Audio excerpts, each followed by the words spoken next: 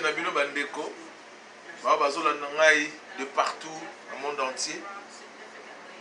En Amérique, pour moi la vendre en Amérique. Amérique mobimba.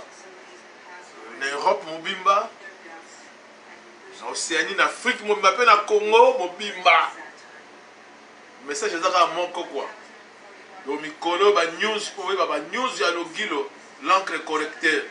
Aigle, l'histoire aigle, aigle de mais l'histoire aigle.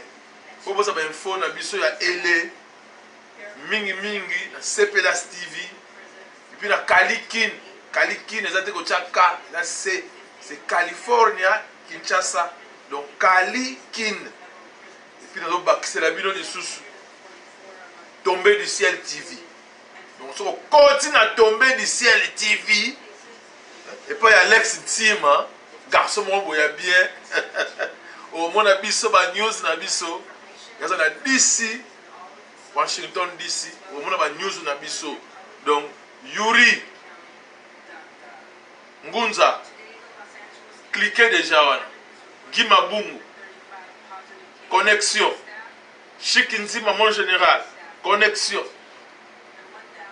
Musikle connexion Cedra Matraco connexion Miko Dibwa connexion Zolation First connexion Chéri Louzem connexion Commandant Cousteau Guimaël connexion tout le monde connexion et puis na kin shop angando bino tout ça la connecter pour ce temps va comme belé de Osirisa Elsa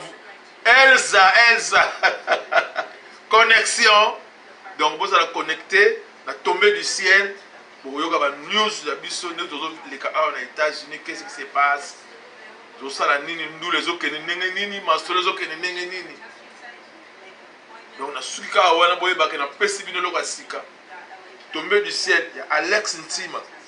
Alex Ntima. Panza boîte. Va sentir. C'est le Guillaume Massini Daka, autrement dit l'encre correcteur. L'histoire aigle, en direct de L.A.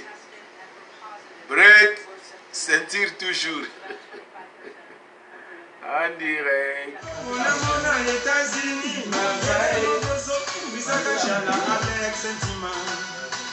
Abogo Banque Alex Ntima.